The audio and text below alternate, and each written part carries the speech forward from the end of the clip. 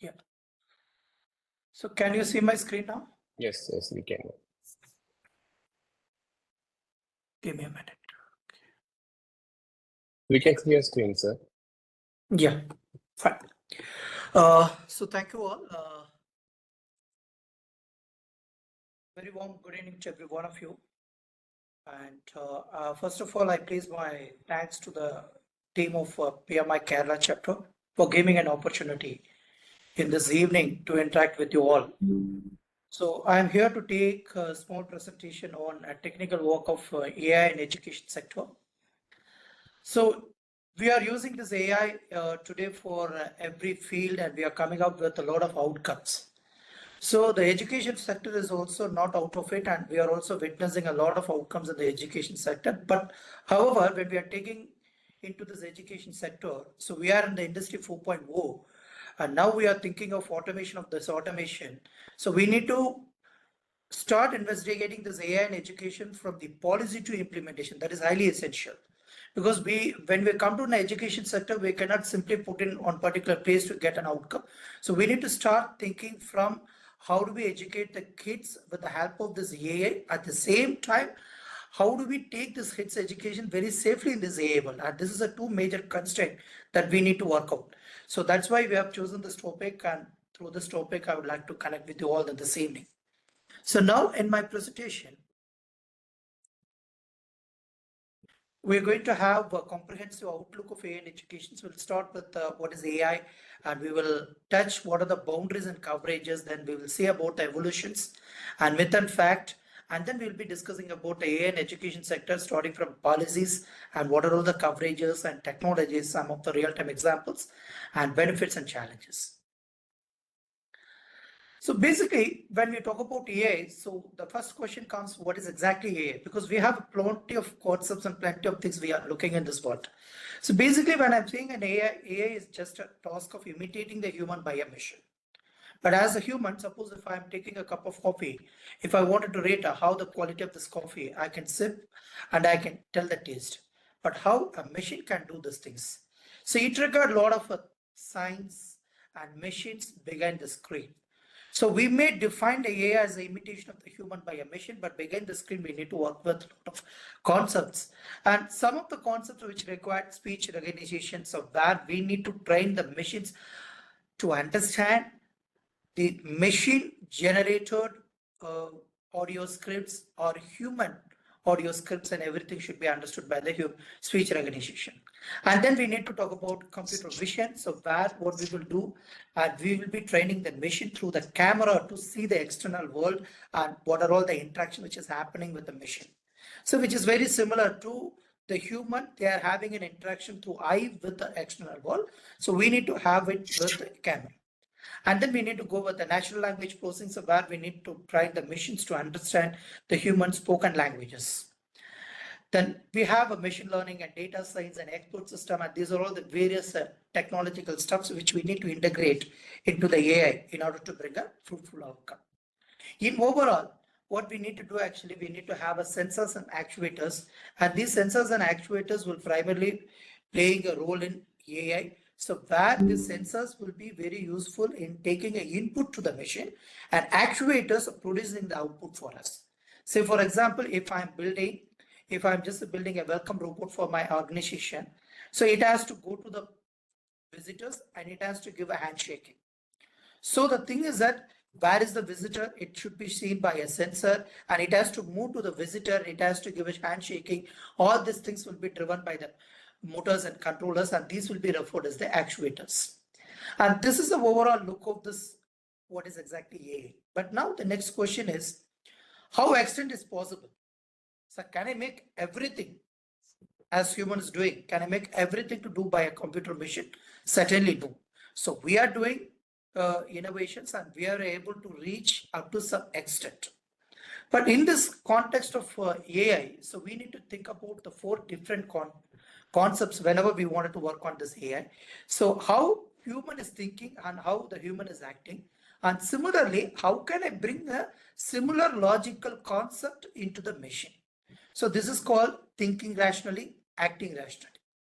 So when you come for human, so if I have a thinking of human, so I can think of cognitive modeling and systems. All things will be very useful to understand how our human brain system is working, how our human is able to think, because we have an associative memory. Say, for example, 30 years back, if I see some people, so now if I'm saying after a long gap, I'm able to remember because these pieces of knowledge is kept in our memory. So which will trigger, so whenever any triggering happens, so I'm able to associate all these concepts, I can come for a conclusion. But the similar thing can be achieved by a machine. This is still question mark. We are able to achieve it up to some extent. So the equivalent part in machine will be referred as the how we will think rationally.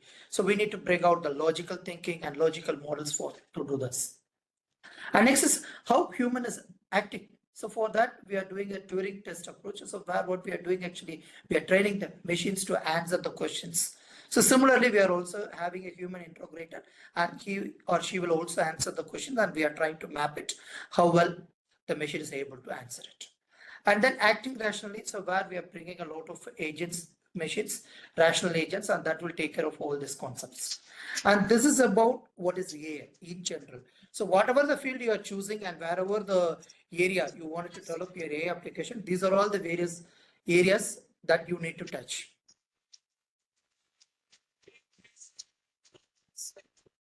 And now I'm coming to the boundary and coverage of area.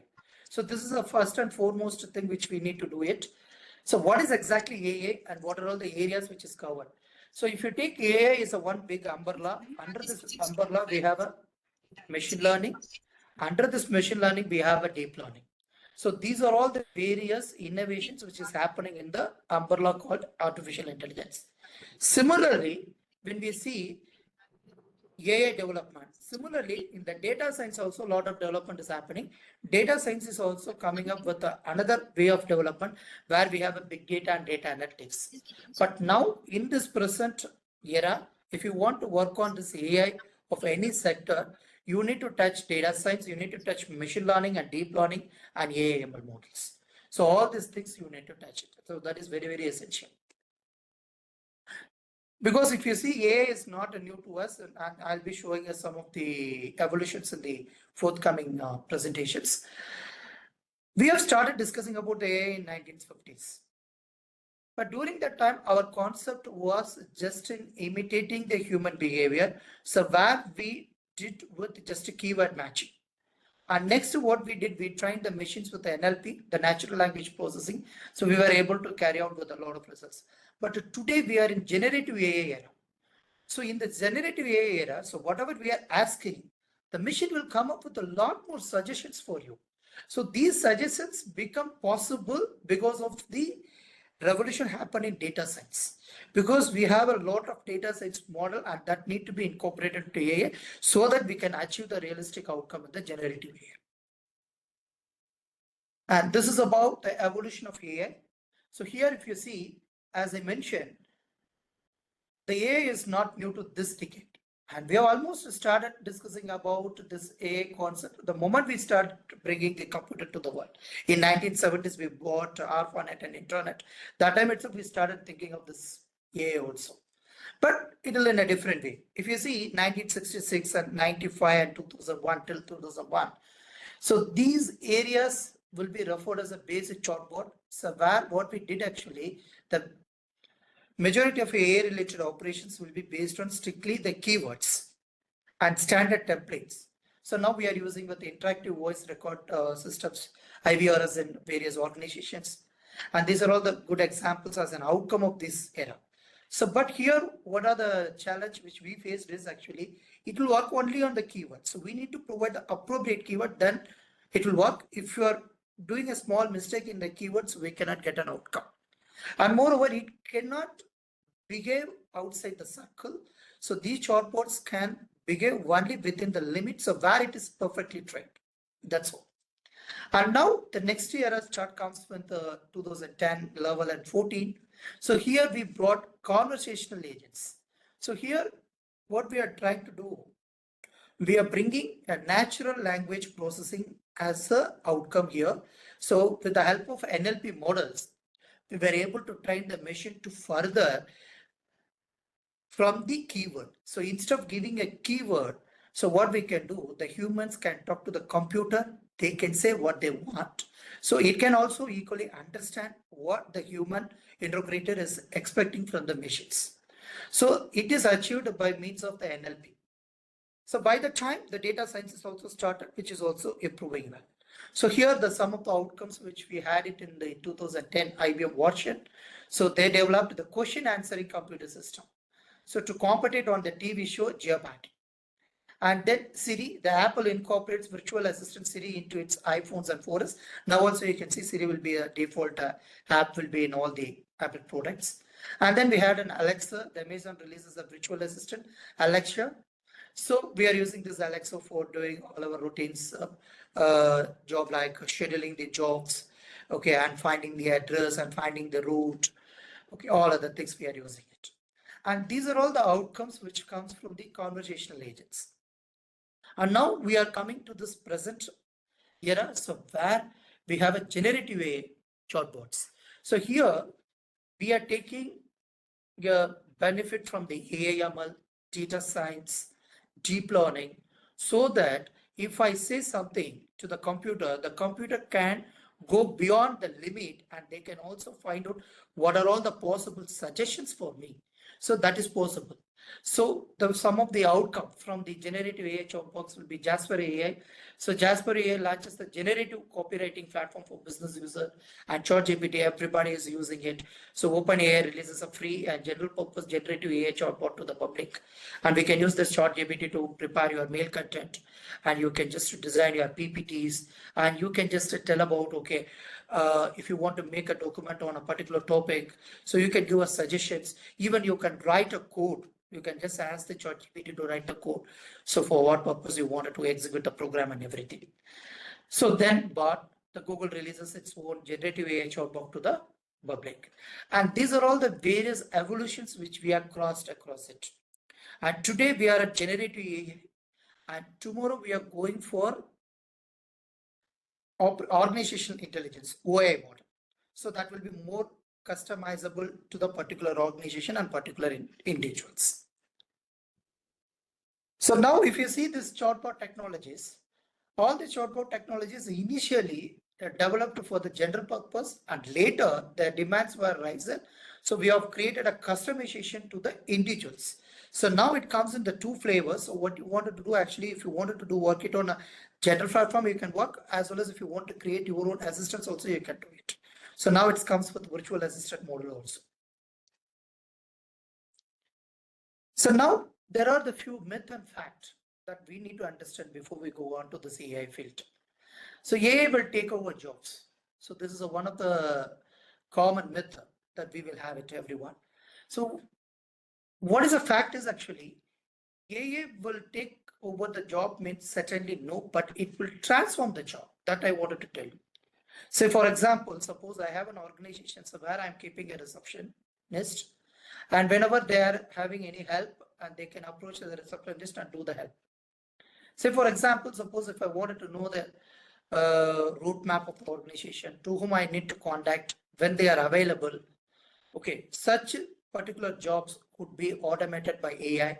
So where we don't require any manpower to do, so the machine can take care of the things. But at the same time, you need a human to train these machines for the betterment. So where what we needed actually is we needed trainers for this AI machines. So that is why what I wanted to say, actually AI will take over the job means it won't take over the job, but however it will transform the job description. Whatever the field we are working, we should know at least what is exactly AI, how to use the AI. So for that we don't be an expert in AI. Say for example, during 60s and 70s, our banking systems has been created, and these banking systems were totally in manual. During 90s and the other centuries, okay, if you see the other decades, 2000 and 2010, during this time, the internet system has been introduced, core banking system has been brought, and you can clear all your check or monetary transactions at any banking, any branches. But this is possible because of a lot of automations which are carried out in the internet banking. But today, if you see, now you don't need to go to any branch for carrying out any banking transaction. So you can do everything from your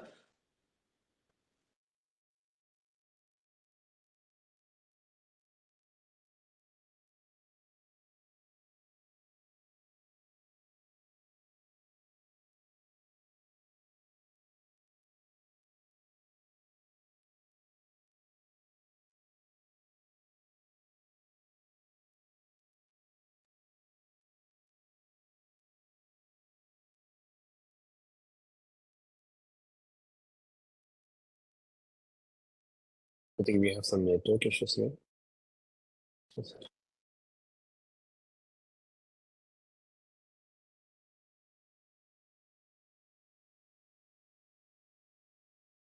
We lost the presenter. Yeah, it's a, we'll try to reach out him. First order.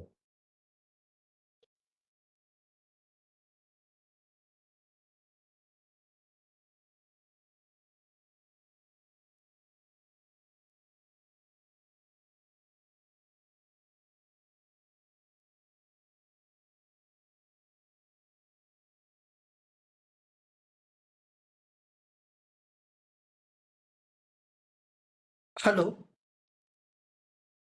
Yes, sir. Now you're audible. Yeah. We lost you in between. That is a small power cut. Okay. Is it audible now? Yeah, yeah.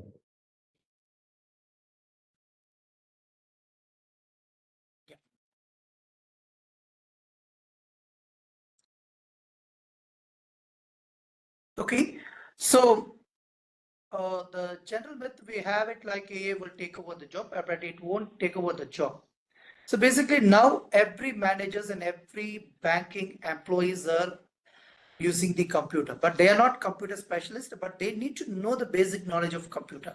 Similarly, so what we need to do now after this AI era, so we all need to touch what is exactly AI, how to use this AI in our day-to-day operation. Suppose if I'm an educationalist, I wanted to prepare the content, I must know at least how to use this AI to prepare the PPTs, how to train the AI, and how to use this ChatGPT. How can I use this ChatGPT to get my content done? So these are all the few steps which we need to learn it. So that is why AI will never take over the job, but it will transform the job definitely. And then AI will control the world. AI robots will rule the human. AI will develop on its own without human knowledge. And these are all the other myths which we are having it. But here I can say AI is a man-made machines, and definitely there is an extension. So up to that extent, only we were able to achieve it, and beyond that we will have a control it. But AI will develop on its own without human knowledge. But this is recently, which is, we have seen a recent progress, a small level progress is coming in the unsupervised learning schemes. So basically, we will talk about this unsupervised learning. So where the machines will be able to learn the things without the human interventions. But this is possible up to small extent only.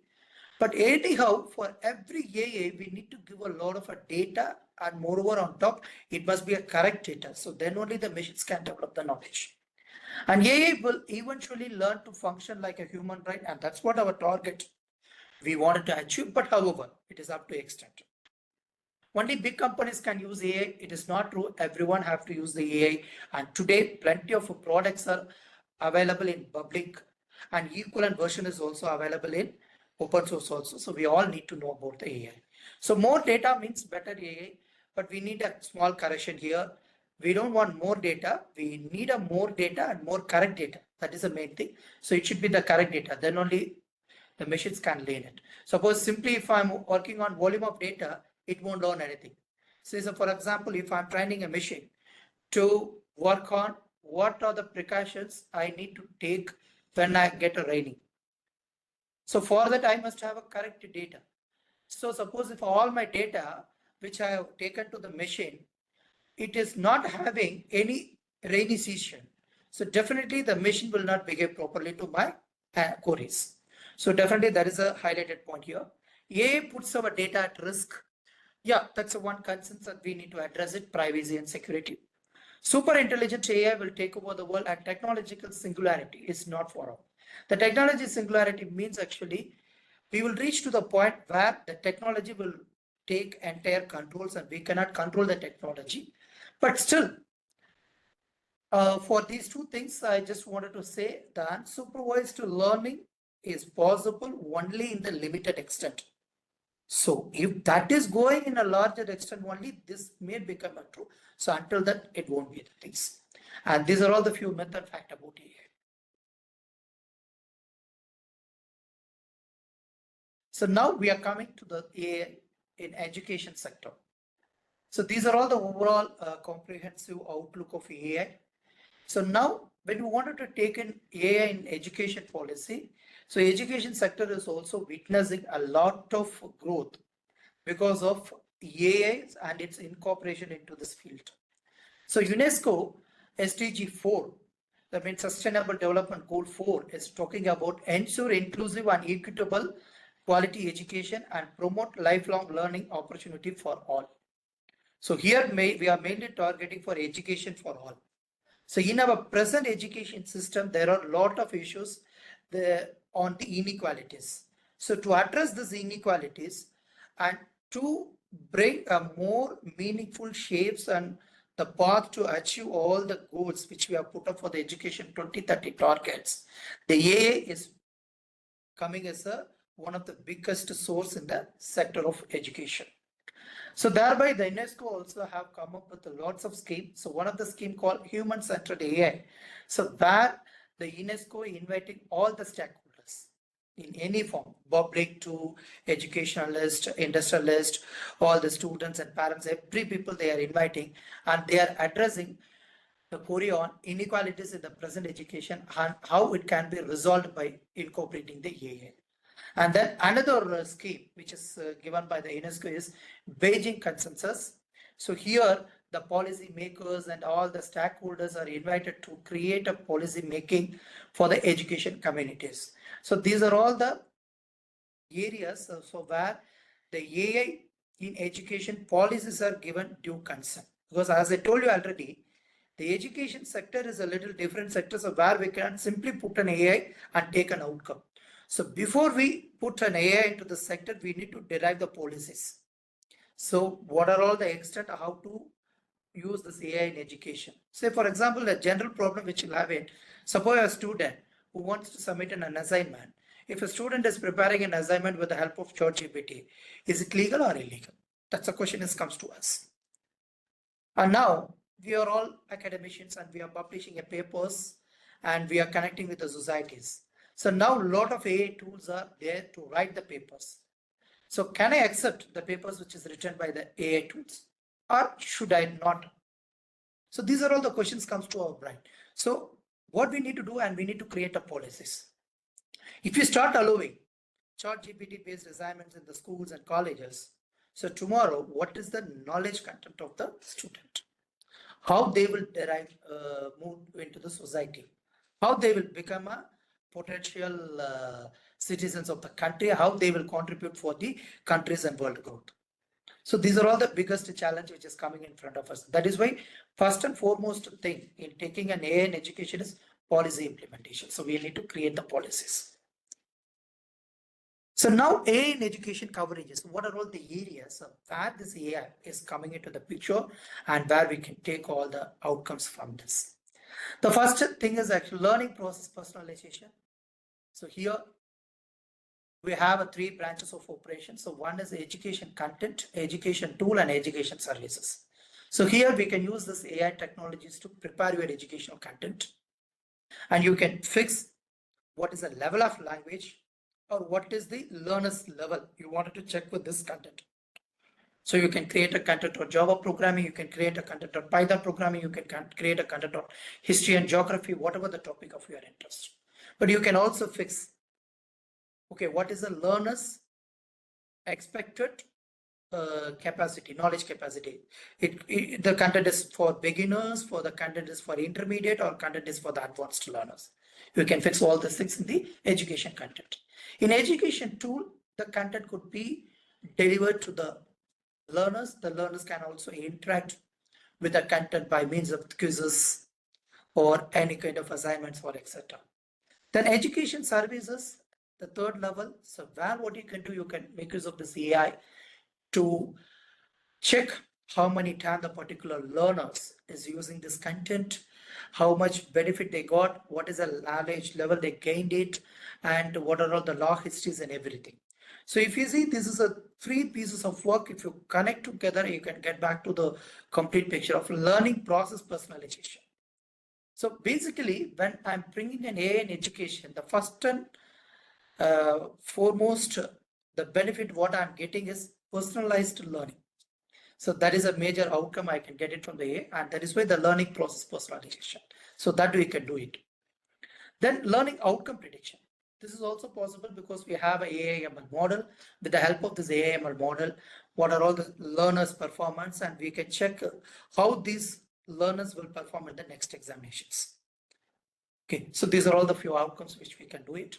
Then automation of mundane teacher tasks.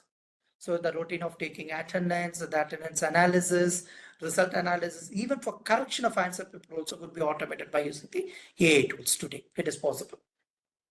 So log records and all these things could be automated so that the teachers can put the timing to deliver the content, and they can look for the better engagement of the students rather than spending a time in putting all this record things.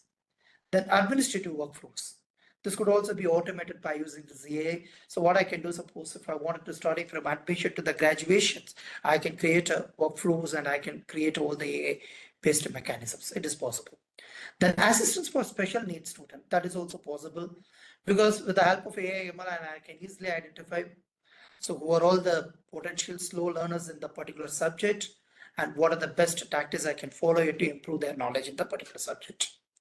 Then I can make use of AI for resource planning. I can optimize all my resources. Then I can do with the curriculum designs. Then ongoing assistance during learning. That is also very great. Because when we brought this AI, what I can do, entire classroom experience can go to the student in 24/7. So today we are saying Vedanta, a lot of platforms where we are using this education service, and it is totally asynchronous. They can sit with the app at any point at the time that they can learn. So the moment they are interacting with the app, the logs are created and we are able to understand their learning patterns and we are able to give the suggestions. So that is why the ongoing assistance is also possible. This AI. These are all the various areas of where I can push this AI into the education sectors. And then what are the AI technologies? Now I can just bring some of the technologies as an example to understand in a better way. If I'm taking an AI in education sector, so I'm just categorizing this AI in education into three pieces. One is the learner point of view, another is the teacher's point of view, another is the organization point of view. The first one is the learner supporting AI. So here, whatever the tools which we are using it in AI domain, and these tools will be available to the learners and they can access these tools without the teachers, and they can access the tool at any point of the time and they can get all the learning outcomes. The simple examples, Skillbot, the grammar checker and paraphrasers and AI writer, so which you can use it. Then ClickUp, that will give you the access to create a mail contents. So what you can do, suppose if you want to narrate the story, I just wanted to write a leave letter, I just wanted to write an explanation letter, I wanted to submit the apology letter, or I wanted to say the promotion congratulations note. If I say the situations, so it will take the minimum data from you and it will automatically write all the mail content for you. So you don't need to draft any content. So Duolingo, the language learning app with AI, so where what you can do, so you can just check what the vocabulary skills and everything. But all these things are learners supporting AI, where no teachers will be involved. The learners can connect to the app and they can get all the things done at their own comfortable time. Now, when I'm coming to the teacher supporting AI, so where these tools will be very useful for the teachers and academicians and educationalists to prepare their education related activities. iSpring page will be mainly used for course creation. Education Copilot is mainly used for designing the lesson materials and lesson plans. And then on top of that, institution supporting AI is also possible now. So these are all the tools which is already available, which has we have witnessed in the present time. So now STARS AI is revolutionizing the education sector by fostering collaboration, communication and learning among the parents, learners, educators and administrators by leveraging different technologies in one platform. And this is being used in the United Arab Emirates. And they have tested and now which is in the operation. And similarly, Khan Academy's tool called Khanmigo. So this is a AI tutor, the teaching assistant powered by GPT-4. And this is initially tested in the few of the schools in US and now which is available to the public. So now for organization support also the AI is possible. But these are all the various technologies which is used in the AI in education. On top, now what we need to do actually, we are having a three major technologies and that need to be incorporated into your AI and education sector: virtual reality, augmented reality, and IoT. So these three technologies should connect with the AI. So why means today we are having an immersive learning. So in the immersive learning, what we can do, we are having a virtual workspace or virtual space, so where the learners can do a learning.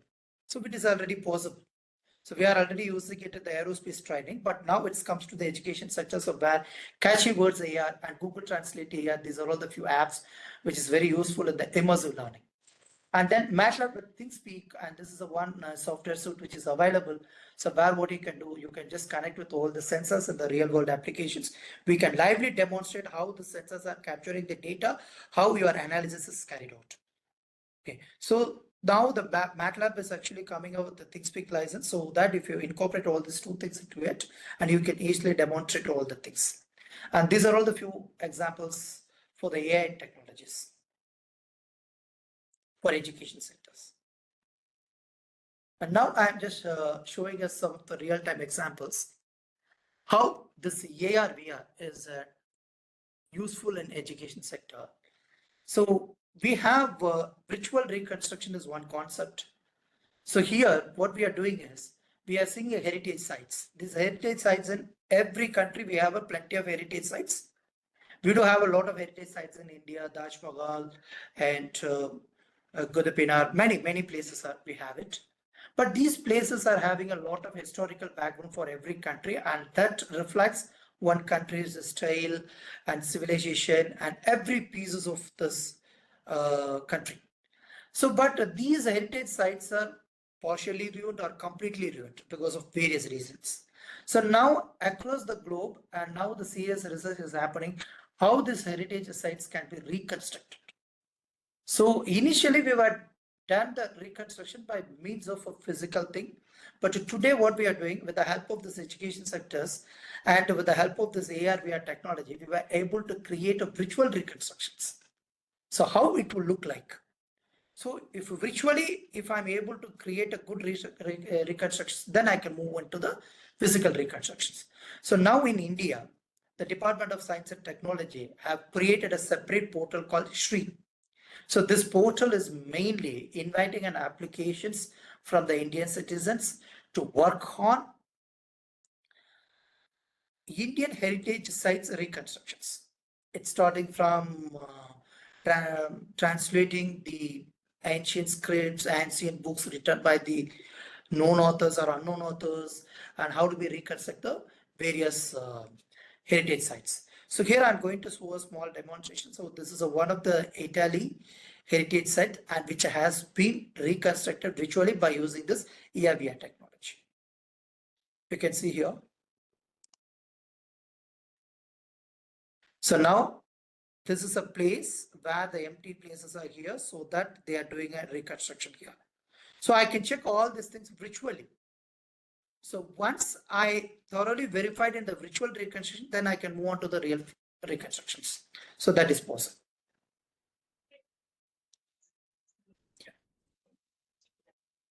Yeah.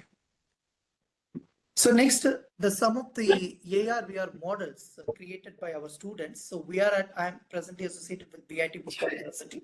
So here we have an interactive media division, so through which we are offering courses, BTech Computer Science and Engineering in specialization to education technology as well as the gaming technology.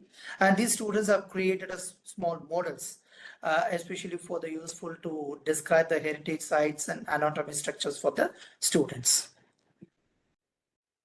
I'm just showing one by one. And this is the things, actually all these projects are created by Unity, that is AR VR software, and they have projected the outcome by using the AR VR enabled mobile phones.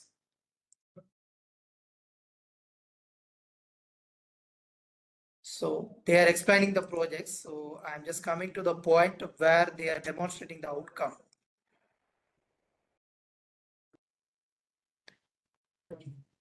So now you can see this is a AR VR model. They have created India Gate model and they are showing here.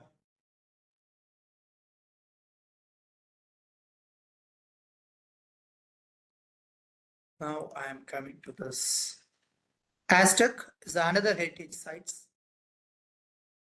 It's like a pyramid.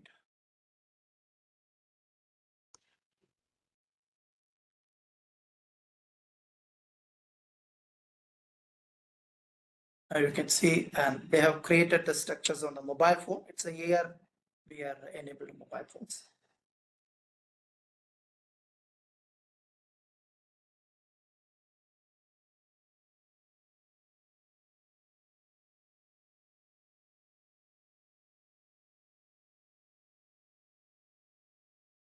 So these are all the various advantages that we can take it from the AI for this education sectors. I'm moving to the next example. This is for human anatomy. So they are creating the human anatomy structures in the AR VR so that you can just discuss all the things.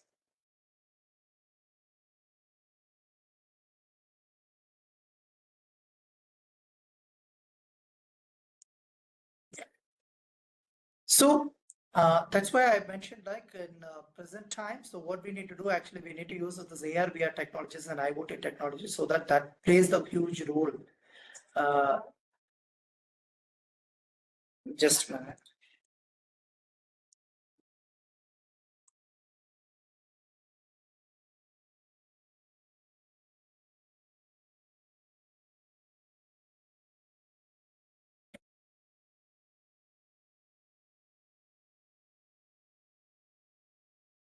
So that is why we need to connect with the AR VR models and to the AI so that we can get a better outcome for the education sectors. So what are the benefits that I can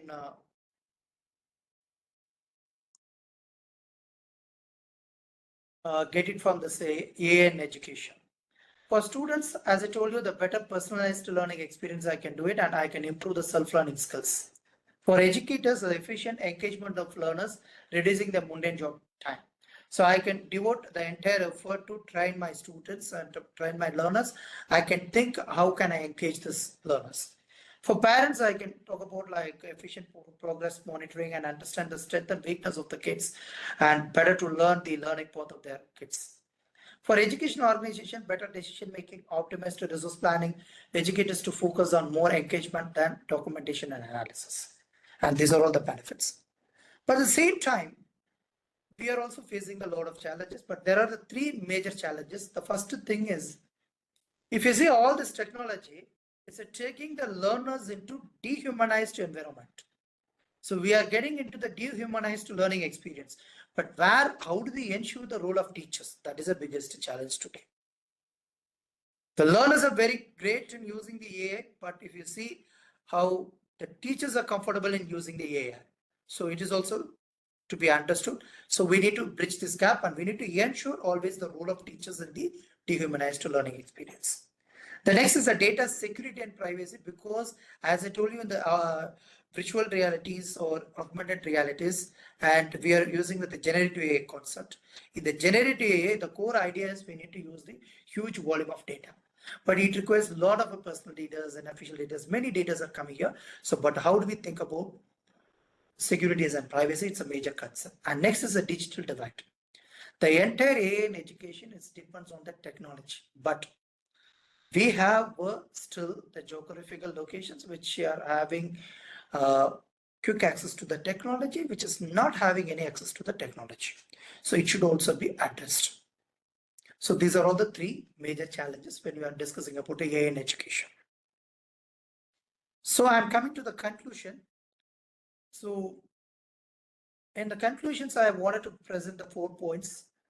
The first thing, AI in education is possible, and already we are witnessing with a lot of benefits. But the first and foremost thing is we need to think about policies for implementation that must be defined and properly given to the entire people and entire stakeholder. So then only we can get the realistic outcome. The next is the personalized learning experience will be the outcome that I can get it from the AI, and that is sure, no issues. But it is highly depends on the technology, so that we need to address it. If you could address all these things, And definitely, I'm sure the AI is a transformative force in education. So there is no doubt in that. So thank you very much for the opportunities and thank you all. And now I would like to resume all your queries.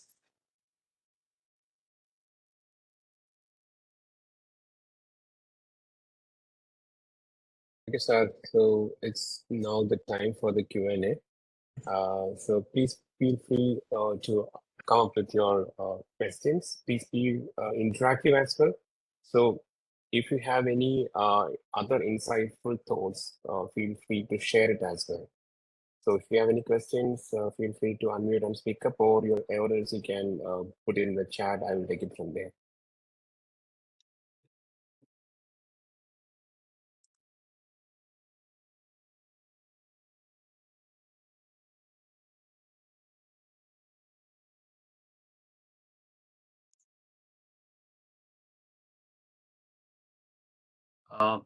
Sir, this is Vinod, and Yeah. thank you so much for the informative session. My question is regarding the usage of AI by students. So you already mentioned about the assignments. So they taking help from AI for the assignments. So what is your take on that? Yeah. Actually, the thing is that, yeah, that's a good question, sir, Mr. Vinod. Actually, if I say my take here, like what I will suggest, and we have to recommend, and we say, for example, suppose for a particular course, if you are arranging 5 assignments, so probably you can take a 2 assignments, you can just allow the students to use ChatGPTs and everything, and you need to train them how to use it because this skill set is also required by the industry. Say, for example, when they go to the industry, suppose if they are going as a data analyst or something. So today, the AI skill set is also most expected.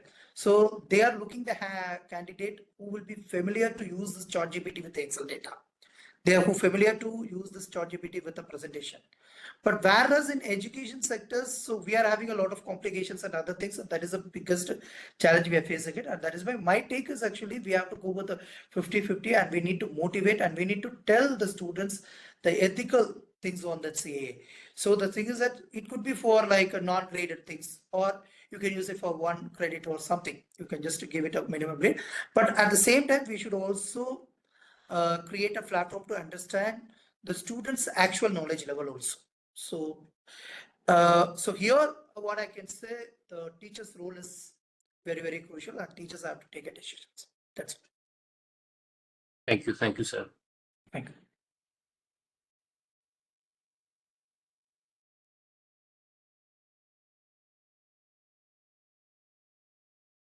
Any other questions? Yeah, I can see it as something in chat box. Yeah, I think a couple of questions in the chat. So are there any schools or education institutions experimenting with implementation in India? Yeah, yeah. From In which India, is, actually, right, sir.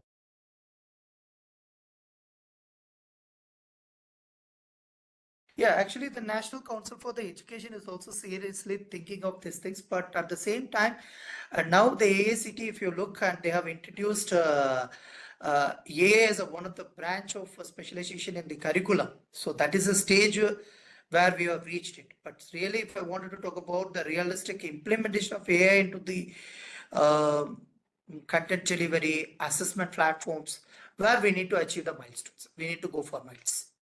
So only the thing is that in India, as per the government policies, what we are doing, AI is a branch of specialization. So we are teaching the AI. But the experimentation that we are doing it here, actually, in some of the centers which is doing a research in CDAC Pune, they are working on this education sectors. But all these things are going towards how do we train the teachers onto the AI and how do we go with the AI based content writing and content preparation. But the implementation, still we need to go for a miles.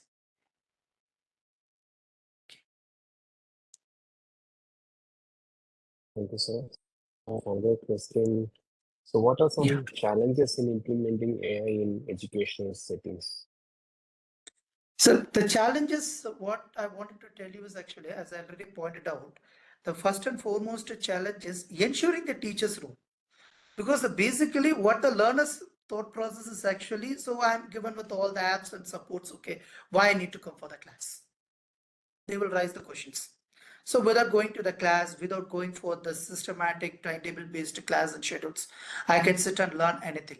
But anyhow, we have to think all these things are man-made machines. That definitely beyond that, human intelligence is a super. So that definitely the teacher's role, which we need to enrich it, and that is a one challenge. The next challenge, and now we have get into this generative AI era. So where we are equipped with a lot of AI tools. So now if you see actually in publications, generally what we are doing in publications, we are having plagiarism software. Initially, the plagiarism software will check the one particular article content, so whether it is having any similarity with the other author's content or not. But today we have equipped with another technology called AI content. So how much content is written by AI also we are assessing it. Okay, so these are all the various challenges. That is the main thing. The first and foremost challenge is ensuring the teacher role, and second thing, how extent I can allow the AI to be used by the students in my classes. Yeah. Yeah. Thank you, sir. So next, I think it is a suggestion. It's not a question, I think. Yeah. I feel that from the government level, AI proficiency should be in the legislation. Okay. Yeah. Yes, sir. Fine, sir. That is good, sir. Because definitely, because now we are getting into this new education policies. So in the new education policies, we are doing a lot of reforms. These reforms are targeting the graduation. Say, for example, suppose if a student going and joining for the 4 years graduate course, if the student is unable to complete 3 years, if they are completing in 1 year, what should I do it?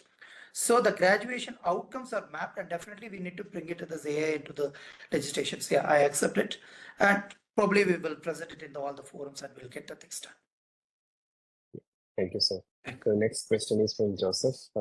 In line with the UN SDG 4, what is the policy approach in India with respect to supporting children with learning difficulties or are on the autistic spectrum? Yeah, actually, at present, for the learning difficulties, we have a, because in my knowledge concepts, okay, I just wanted to tell you, like, we were able to create a policies and we were able to implement the policies, but which is not aligning with the AI-based measurement. They are having a routine process through which they are identifying the especially able children, and they are providing the necessary supports. But probably which we need to work it on, and now the stage what we are doing is actually a couple of research is coming in education sectors, and they are also very keen on working on this data. The major challenge here bringing in AI, as I told you, we require a lot of data, because we need all the data to be collected in a right form, and it should also be correct data so that I can get a realistic outcome.